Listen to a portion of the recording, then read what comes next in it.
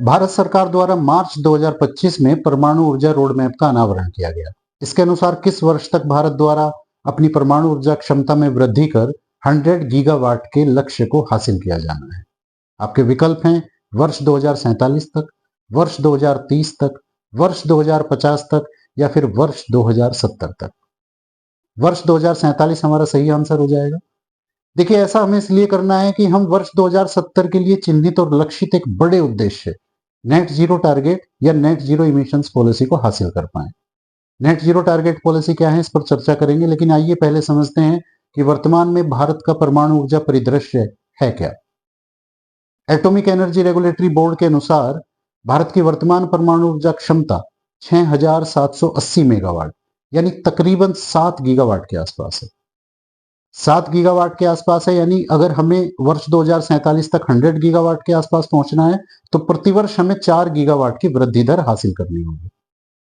वर्तमान में 22 परमाणु रिएक्टर संचालन में है, जिसमें से 18 हैवी वाटर और 4 लाइट वाटर रिएक्टर्स हैं।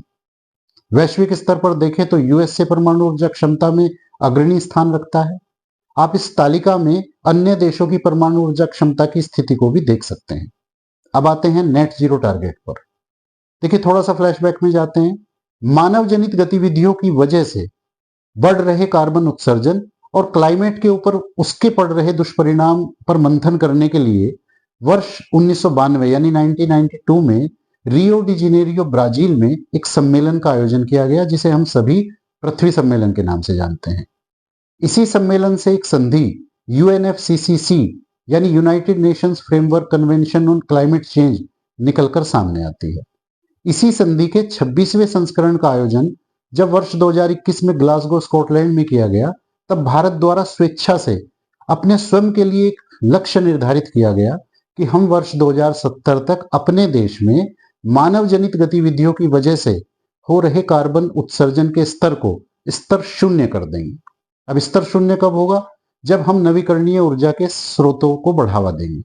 परमाणु ऊर्जा भी नवीकरणीय ऊर्जा का एक स्रोत है, इससे कार्बन उत्सर्जन नहीं होता। तो वर्ष 2047 के लिए 100 गीगावाट के लक्षित उद्देश्य को हम इसी रेफरेंस में देख सकते हैं। आपको चीजों को अंतर संबंधित करना आना चाहिए।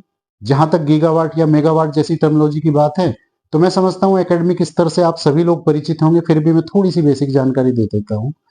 देखिए, एनर्जी की बेसिक माप, चाहे वो थर्मल, इलेक्ट्रिकल, मैकेनिकल हो, वाट ही है। अब वाट में यानी 1000 वाट बराबर 1 किलोवाट होता है।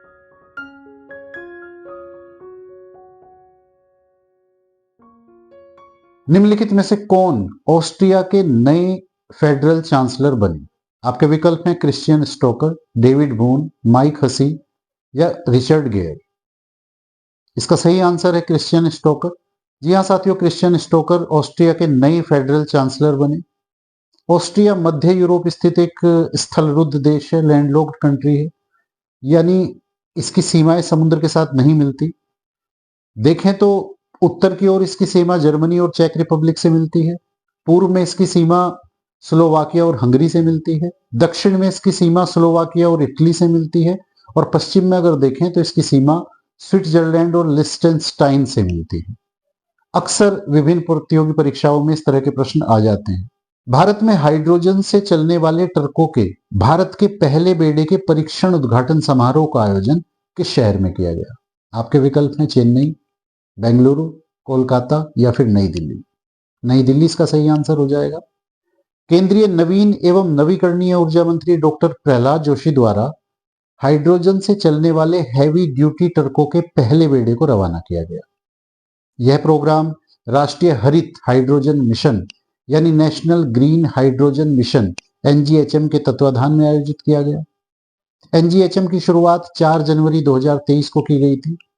इसका उद्देश्य है हाइड्रोजन के उत्पादन में वृद्धि करना, साथ ही उन क्षेत्रों को चिन्हित भी करना और उन क्षेत्रों में हाइड्रोजन के अनुप्रयोग को सुनिश्चित भी करना जहां कार्बन उत्सर्जन में अधिकता पाई गई है। इसके घोषित लक्ष्यों को देखें तो वर्ष 2030 तक हाइड्रोजन उत्पादन के स्तर को 50 लाख टन प्रतिवर्ष तक ले जाना शामिल है। साथ ही इसके जरिए वर्ष 2030 तक 50 मिलियन मैट्रिक टन CO2 उत्सर्जन में कमी लाना भी। निम्नलिखित में से कौन सा शहर भारत में आधिकारिक रूप से जलवायु बजट तय करने वाला बना? आपके विकल्प है अहमदाबाद, पटना, झांसी या सतना। अहमदाबाद इसका सही आंसर होगा साथियों। अहमदाबाद वो पहला ऐसा स्थानीय शहरी निकाय बना जिसने अपने वार्षिक बजट में एक अलग से जलवायु शीर्षक के साथ अध्याय ही जोड़ दिया। टिकाऊ और जलवायु विकास शीर्षक वाले इस अध्याय के लिए बजट में भारी भरकम धनराशि भी आवंटित की गई है। देखिए, अहमदाबाद शहरी निकाय का कुल वार्षिक बजट लगभग 15,000 करोड़ रुपए का था, जिसमें से 1/3 से भी अधिक धनराशि यानी 5600 करोड़ रुपए से भी अधिक धनराशि केवल जलवायु के लिए आवंटित की गई है। आप समझ सकते हैं, और ऐसा इसलिए किया उन्होंने क्योंकि वो इसका प्रयोग अहमदाबाद को देश का पहला शून्य कार्बन उत्सर्जन वाला शहर बनाने के लिए करने जा रहे हैं। हालांकि अन्य शहरों को भी ये आवश्यकता जल्द ही आन पड़ेगी, लेकिन खुशी की बात है कि कम से कम किसी शहर ने इनिशिएटिव लेते हुए शुरुआत तो की। भारत के प्रधानमंत्री नरेंद्र मोदी द्वारा मार्च 2025 के दौरान राजकुमारी एस्ट्रिड का स्वागत किया जाता है अपने देश में। वे किस देश की हैं? आपके विकल्प हैं नॉर्वे, स्विट्जरलैंड, बेल्जियम या नीदरलैंड्स। इसका सही जवाब हो जाएगा बेल्जियम।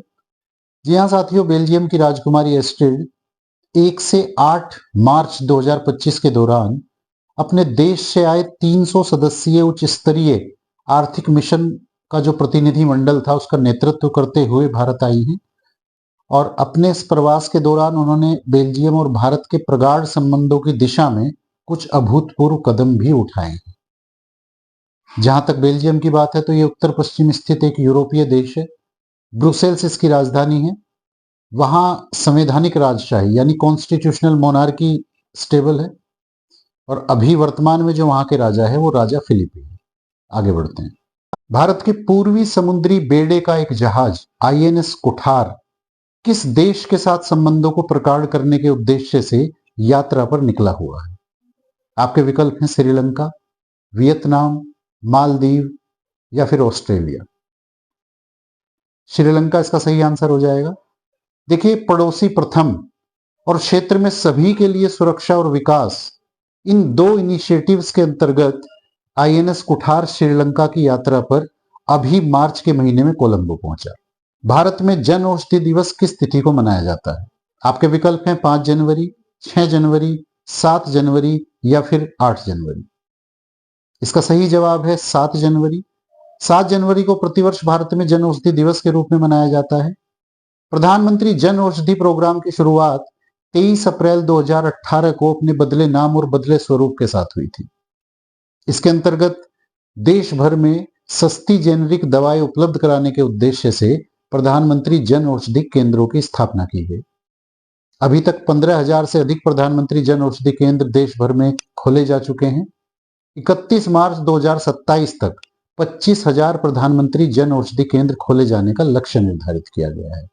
हाल ही में प्रधानमंत्री नरेंद्र मोदी के द्वारा वन्यजीव संरक्षण और पुनर्वास की एक बड़ी परियोजना वनतारा का उद्घाटन किया गया।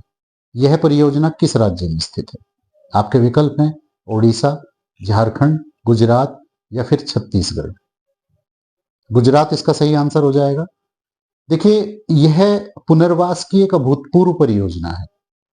यह विश्व की सबसे बड़ी पुनर्वास परियोजना और सबसे बड़े चिड़ियाघर के रूप में देखी जा रही है। रिलायंस समूह द्वारा यह संचालित है, और रिलायंस की जामनगर गुजरात में स्थित जो रिफाइनरी है उसी के प्रांगण में 3000 एकड़ क्षेत्र में यह विस्तृत है।